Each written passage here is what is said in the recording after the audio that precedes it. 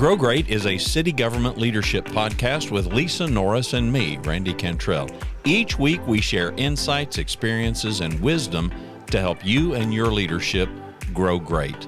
Our website is growgreat.com.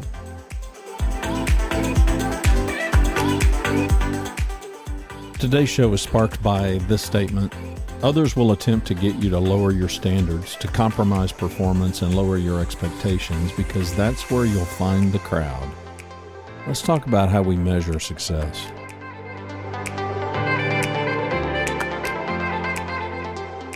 There's all kinds of quotes, and Lisa and I both are kind of fans of quotes.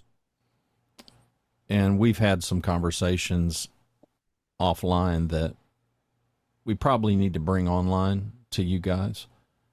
Others will attempt to get you to lower your standards, to compromise performance, and lower your expectations because that's where you'll find the crowd. I don't disagree. I don't disagree with that, but there's a problem with that for me. It certainly, I believe, is where you find the crowd. The problem is the crowd won't admit it because largely we're fake driven. I was telling Lisa before we hit record, I got fascinated some years ago with the peer advantage. The peer advantage is your ability to get in a room of people that are mostly just like you at something. Let's take HR directors. We are, by the way, I'll make a pitch. Yeah. We are attempting to launch a pilot program of a peer group of city HR directors in the state of Texas. Or number ones, if you're not a director. Yeah. And title. The title isn't important. But being the decision, the role. Yeah, being in that role is important. And the reason that's important is this whole peer-to-peer, able to look each other in the eye, knowing that this person, whether on the other side of the screen or whether across the table, they get it. They understand that they're fighting the same fight I'm fighting. That's right. Because we are in a day and age where fronting, masking up, is a big deal. It's just a huge deal. So yeah, share the insights of whoever mentioned this stuff to you, Lisa, that kind of got your wheels turning about some of this stuff. I don't have the lockdown memory that Randy has, so I'm sure my dates and times are going to be off. But I remember we were talking offline and we decided to bring it online for you all. I was at a conference, a TMHRA conference a year ago. We just recently had one in 2023, but this was from 2022. And I remember there was a big focus on mental health. We know the crisis that exists in the nation. Many of you may be experiencing mental health, anxiety or depression or things that are so prevalent in today's times for so many that are suffering from some kind of battle with a mental health issue. And at this conference, I thought it was fascinating. And again, I'm going to get the dates wrong, I'm sure. But this presenter was with a group called Circle Wellness. He did an amazing job.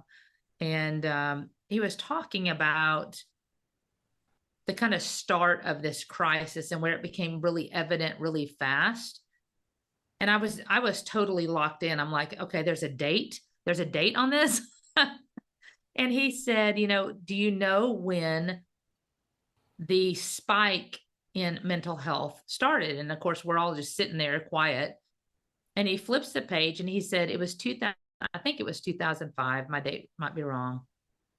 And he said, it's the like button on Facebook, when you can do the like button or the thumbs up or thumbs down. And immediately people are posting items,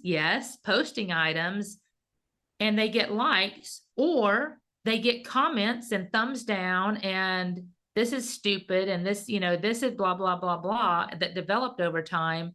And all of a sudden there's thousands and thousands of instant gratification or dismissal of something that you posted.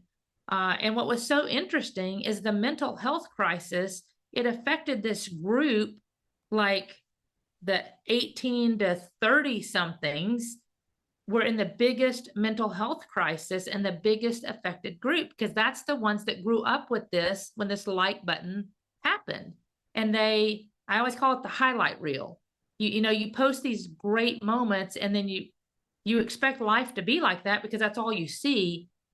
And I'll relate it to motherhood. You have a baby and you see everybody posting all these amazing pictures, happy pictures, perfect outfits, perfect smiles, the 1 month, the 2 month, the 3 month. What you don't see is the crisis in the background where Don's, trying to calm his wife who's nursing, that has had 0 sleep in 24 hours. And I'm tired, and I've got a screaming child and a toddler that needs me, and somebody just threw up, and you're literally sobbing of, why did I do this to myself? But you don't see those moments on Facebook. You don't see those moments on Instagram. You see this beautiful life that is easy and perfect, and couples are happy, and there's no marriage crisis. That's what this group that they were evaluating. And what was interesting to me, because I've got kids that are adults now, and I can see the impact myself, and I have the impact I can see at work because I'm in HR and dealing with people in crisis that fit that kind of age band. But what was fascinating, I told Randy, he said, now the least impacted are the 50 to like 65-year-olds. And he goes, why? And Randy goes, I know why, because we don't care. We were talking and laughing, but it's true. I don't care if I get likes on Facebook. I'm trying to connect with my family and posting pictures. I might be posting on LinkedIn, Randy and I, and our podcast. I don't care if people like it or don't like it. They can choose to watch it. They can choose not to watch it if it's not their thing. But it doesn't matter to me. It doesn't define who I am. Yeah, it's not that you don't want it. It's just, where are you getting your validation? And it's not lost on me that we have more than a generation. We've got multiple generations. That's right.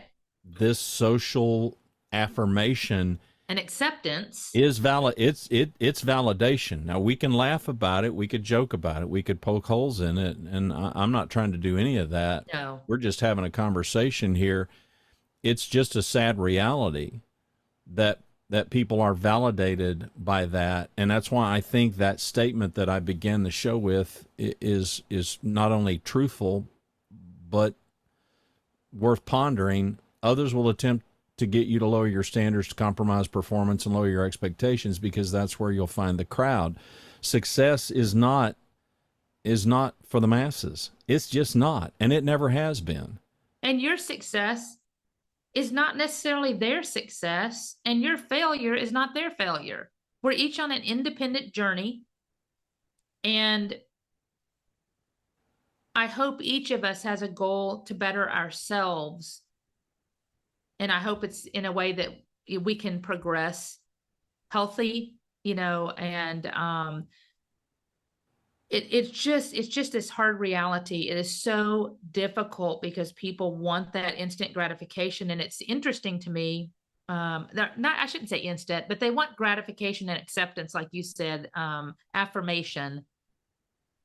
But so much of it is from people that have no idea who you are. On my Facebook, I don't know if you'd even do Facebook, Randy. I'm limited. I'm not a technology guru, but I only have on Facebook. I do, but it's only people that I really know. That's right. I do not accept anybody that is a friend's friend. I probably have 25 people on Facebook, and I don't care to have any more. It's only the people I know that I'm interested in what they're doing, that I'm not, That's right. Maybe they live in Illinois, or maybe they live, so I don't get to see them or talk to them every day. Right. But I know so many people that just accept any and everybody, and I call it the haters. And then there's haters on there that will just criticize and get value somehow for criticizing the moments of others. And I don't understand it, but it's out there, and I've seen it, and it's hurtful and hateful. And so it's just so interesting that this can affect the mental health of so many, and it gives a false indicator of what life looks like, because life is really hard. Now, it's really great in moments, but it is a journey that is hard from start to finish in those moments. Well, the sad reality is we're feeling validated because we've got some positive feedback from complete strangers Right. who not only don't know us, but they don't even know our context. Right. That just saddens me. I mean, it saddens me that people are pressured, whether it's through social media or not. And I'm certainly not anti-social media. I'm not an anti-technology guy. I'm an old guy, but I love it all. I love it all, and there's great things about it. Yes, there's some negative things about it, but we could say that about a whole lot of things. For me, the barometer is, and that affects you how. So if people try to judge, well, why are you doing that? Or what are you doing buying a brand new car? You should buy a 2-year-old used car. And my decision to buy one or the other affects you how? I don't understand that. I don't get how. Now, if you're buying the car for me, great. I'll give you a vote. I'll even let you pick. But until you're doing that, you don't get a say. Sorry. If it's my choice, it's my choice. Yep. And you see people do it all the time. And for me, that's kind of the elephant in the room about all this is there's two for me. One is the belief that growth or success hinges on somebody else's failure. It's that age-old thing that you've probably heard. There's two ways to build the tallest building in a city. You can either build the tallest building or you can burn everybody else's down. And so much of the world today is going that latter route. Right. Well, let's burn everybody else's down. Yeah. That's not the position that Lisa and I take in this podcast. Let's build as tall a building as we can build. If it's the tallest building in town, great. If it's not, who cares? It's still tall.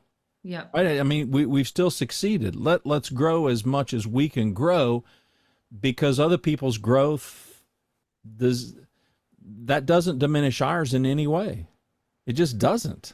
That's a false notion that in order for me to succeed, and I'm a kid who grew up in the zero-sum world of the U.S. versus USSR. It was a zero-sum game. Zero-sum game simply means I win, you lose. In order for me to win, you necessarily must lose. That is not the way the world works. It just doesn't. I'm not saying some things aren't competitive. Some teams lose. Some people lose. I freely acknowledge that. But overall, my success largely doesn't have anything to do with you. It has everything to do with me and what I'm willing to devote to it. So there's that building kind of a notion. Right. And then there's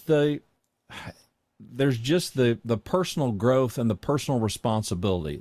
Taking responsibility for my own outcomes. And what I hate most, and I come up against this pretty regularly, is the notion that if only for that circumstance or this person or that boss or this, there's something to blame. Yeah. Yeah. There's somebody else I can blame, and therefore I can shed the responsibility for my own growth, my own improvement, and it's their fault. It's not my fault. And I hate both of those things because they're so damaging to us as humans, and as a result, they're damaging to everybody in our wake. Yeah. It's trying like another way. It's trying to be somebody. It's trying to live somebody else's life or meet the expectations they have, that I need to be there also, and not an independent assessment of where you need to be right now.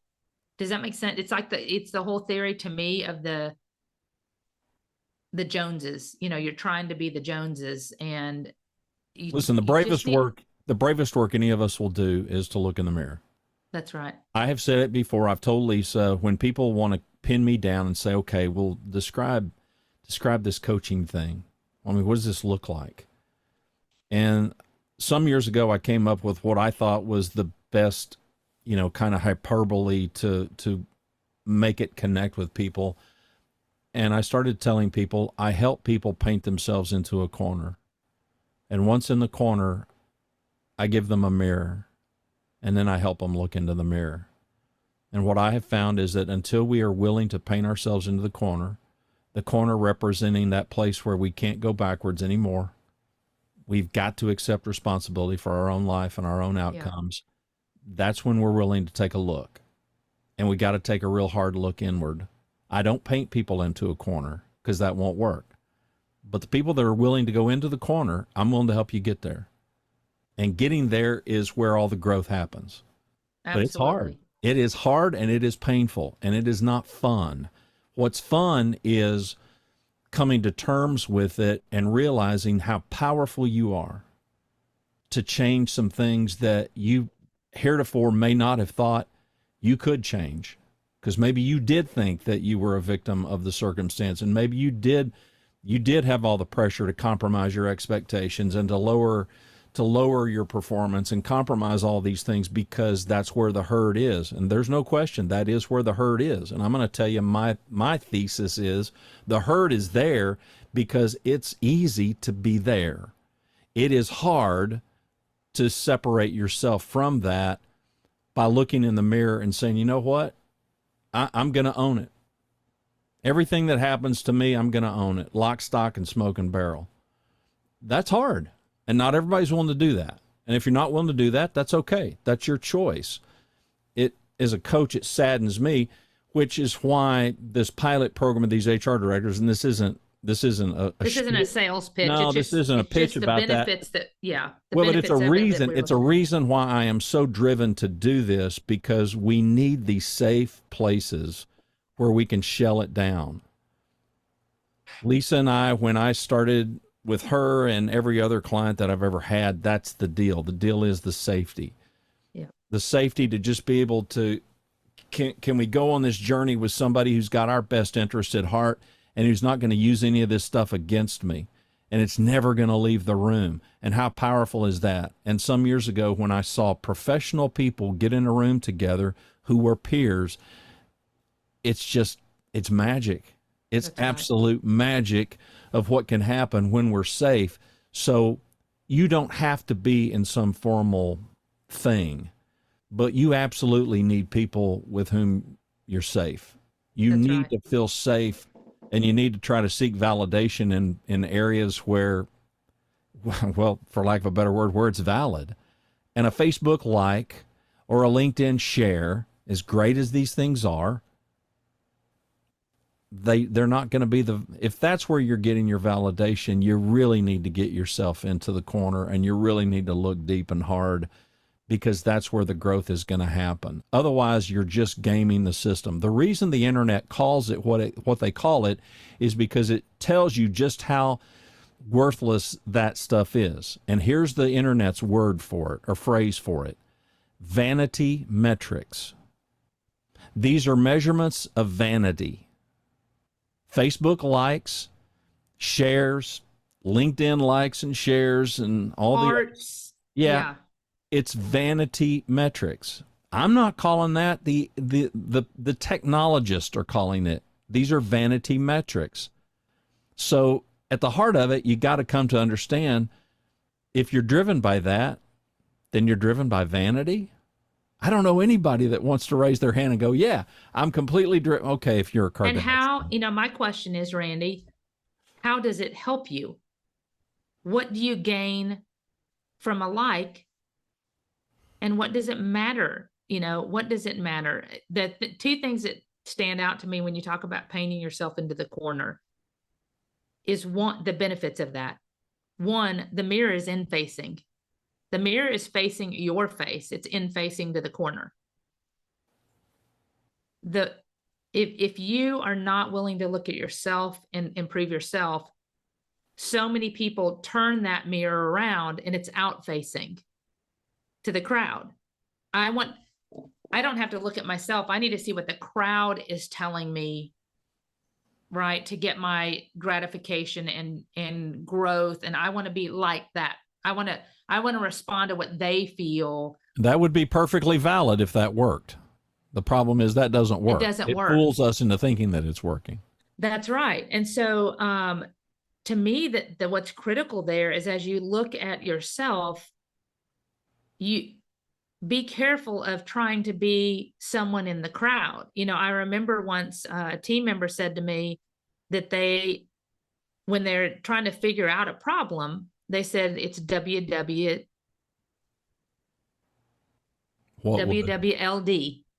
What would Lisa do? Yeah. And I said, okay, great premise, but don't do that. You can think about it, apply what I may have taught, but what would you do? Because your way might be even better than mine. And I don't want you focusing on becoming a Lisa. I want you to focus on becoming you and becoming a better you and the best you can be for the team. That's what I want you focused on. So I appreciated the premise, Sure. right? That they're thoughtful and thinking of it. But I don't want them to become a mini Lisa, because they may have much better ways of doing business, much more talent, much more wisdom, as they have learned through this new generation than I had, because my methods might have been dated and they've got new ways and they see new things that maybe I haven't seen. So much of it, I would encourage, the other word I'd encourage them to think about is you. When you talked about, you paint yourself into the corner, right? Paint yourself there. And the key word here is you. Focus on you. And if there are, I call them distractions. If there are distractions, do you need 400 followers? Connect with those that grow you, not destroy you. That's what should matter overall. Get rid of the riffraff that you don't know, that you just clicked because they clicked a like, or they wanted to follow you, or they want to friend you. If you don't know them, what benefit does it have to you? Because they're not invested in you. They're invested in what you publish and what you print and what you show. And how many of us look on Facebook and say, oh yeah, I saw a post where she was crying, had no makeup on, and was sitting in a corner with her head in her hands. It doesn't it does occasionally. And I'm proud of those that are brave enough to give a moment to others, that life is not easy, but you don't hardly ever see those. No. Well, so focus on you and what you're in control of, and become the best version of you that you can be. I think it's a lot. I think it's a lot like telling the truth. If you just make up your mind that you're going to tell the truth, it's easy. I'm not saying telling the truth is easy, but once you've made up your mind that you're just not going to lie, it's not that hard. It's not that hard. But once you decide that you're going to start lying, it can be, I would suspect it could be daunting to just try to keep up with it all. Right. And so when Lisa's encouraging a coworker to be themselves, it's kind of like making a decision. Are you going to lie, or are you going to tell the truth? It's just so much easier to tell the truth. I call it a default behavior.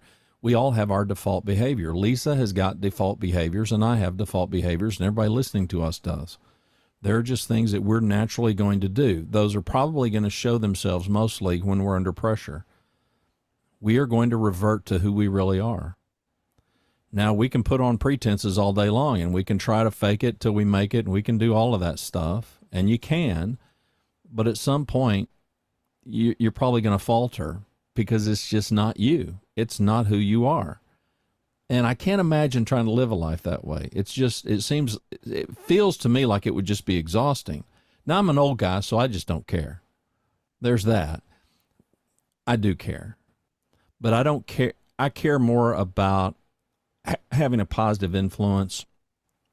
I don't care about the critical judgment of people, because I have found that those people that are filled with critical judgment, it doesn't matter what I do. They're still going to be critical. That's right. And if I had their approval, again, my question, that helps me how? If I don't have their approval, that hurts me how? So if you think of it in terms of pluses and minuses, if you think of it in terms of, okay, what do I have to gain? What do I have to risk? What do I have to gain by a whole bunch of likes? Popularity? I got a news flash for you, because I know a bunch of people. I know some people that have just incredible YouTube followings. And I know some people who make their money being influencers, and you think it's just the lap of luxury. And there are some people, but it's that top 1% that are absolutely killing it and hitting a home run. And there are many other people who look like a success. I had a close friend, and they were on the speaking circuit, and somebody who had a book, and somebody who I knew the name.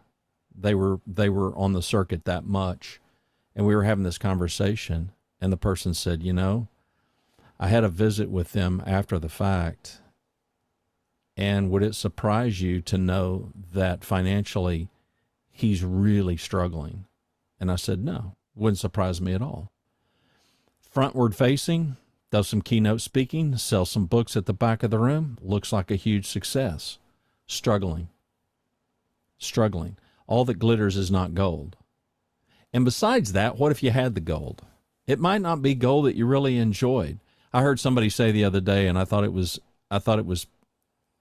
pretty profound, and I kind of hope it comes true, that we may be headed to a place where there are more people on the planet making $61,000 a year, but they love what they're doing. They just love what they're doing, as opposed to the people that might be making gobs and gobs of money, but are completely broken and totally miserable. And so where we look for validation, whether it's a paycheck, whether it's a position, whether it's likes on Facebook or LinkedIn or shares or whatever, that really, for me, is this conversation. And maybe we haven't approached it as clearly as we could have, but where are you getting validation? What is it that's making you feel better about yourself? What is it that's making you feel like you're progressing and you're growing? Is it likes on Facebook? Could be. Is it money? Is it a paycheck? Is it a promotion? It could be. I would challenge you to think of a bigger game. Think of a bigger game, and think of some bigger lessons that you can learn if you're willing to go into the corner. And again, think of what you can change to improve it. So many people forget you truly are in charge of you. But I don't want to be. Yeah. I don't want to be in charge of me. I want to be able to blame somebody else, and that's the problem. In too many cases. So much of it is we sometimes can overload ourselves, and then you have to look back and go, well, I'm doing this, and I'm doing this, and I'm doing this, and I'm doing this. Okay. Do you have to be doing that right now? Is there anything that you can change? And I know many people say, well, but I want to, and I need to, and I need to get, and if you're unwilling to change and you're miserable, you're going to continue being miserable. It's not just going to all of a sudden become wonderful. So you've got to take a hard look, like you said, Randy, in the corner. And do you need to be placing that kind of challenge, burden, commitment, whatever it is in your life? Or can you slow down and do it different? And it might take you longer, or do it different. And maybe I pick back up on, I don't know what it is. Once you have kids, you have kids. You can't right. undo a kid, right? So you're in that life, but maybe are you, I don't know what it is. Are you, trying to get a new house and you're stressed because of the financials? Well, maybe don't get a house right now, right? Maybe don't. In our careers, I want that promotion. Do you need that promotion right now, or can you continue growing where you're at and getting better at what you do? Why do you need it, and what's hinging on it? What's the upside and the downside? And neither of us are saying, by the way, that there aren't inequities. That's right. Neither of us are saying that life is fair. Life is anything but fair. It's just not. But build a bridge and get over it. And people say, easy for you to say you're an old white guy. I am an old white guy. But that doesn't mean that I'm not cognizant of the realities of other people. Or that you've had hurdles in your life. We all have, and it doesn't matter. But it's easy for us to think, well, but you're not me. And me, I've had these challenges that you haven't had. And I would counter that with, well, and I've probably had challenges that you haven't had. So what? Are we gonna duke it out to the death over who's been challenged the most? And how does that help us? It doesn't help us. What helps us is understand there is this human condition, and we're all victims of it to the degree that bad things happen to us. Right. Doesn't matter. You know, I have talked before about a young man who's in Nashville who's playing music, and he's 10 years old, and his father got killed by a drunk driver. What most people haven't heard of that story, and I haven't told this part, is his grandparents were in another car coming at the same intersection, and a drunk driver hit their car, ran it into his father. He lost grandmother, grandfather, and dad all in one fell swoop at the age of 10. Wow. He's a white kid from Tennessee. Okay, well, tell him bad things don't happen. Tell him he doesn't understand. My point isn't so much the badness that happens to us, because it's just the reality is, okay, now what? Right. What are we going to do with that? We can sit here and we can blame the world, and we can blame race, we can blame religion, we can blame anything we want to, or we can hustle our way to the corner and figure out, you know what, this is my reality, and I need to deal with this. I need to make the best decisions I can make right now. The reason for the name of the podcast, Grow Great, is because that's what we're encouraging everybody to do. And that greatness isn't defined by me or Lisa. It's defined by whatever your capacity is. That's for you to decide. We just want you to grow as great as you can, and we really want to spread optimism and positivity for people to go to approach every day with the belief, you know, I can make today better. Even if it's incrementally better, it's still better. Some days you're going to take a step back, but if we get up every morning determine that we're going to take a step forward, by and large, my belief is we will take a step forward. In some cases, we'll take 3 steps forward when that wasn't even the plan.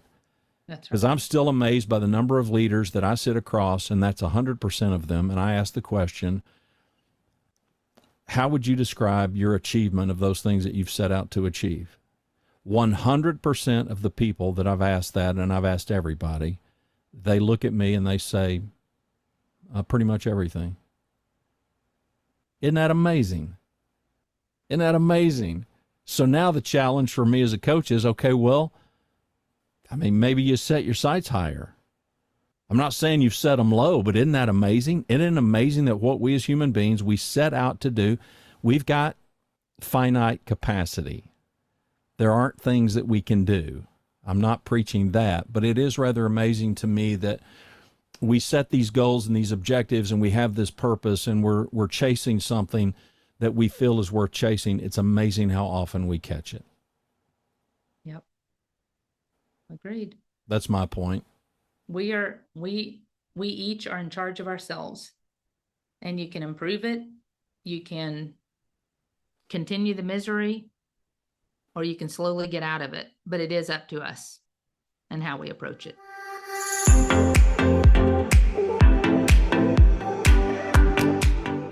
Thanks for watching and listening to Grow Great, a city government leadership podcast. For Lisa Norris, I'm Randy Cantrell. Be well, do good, grow great. The website is growgreat.com.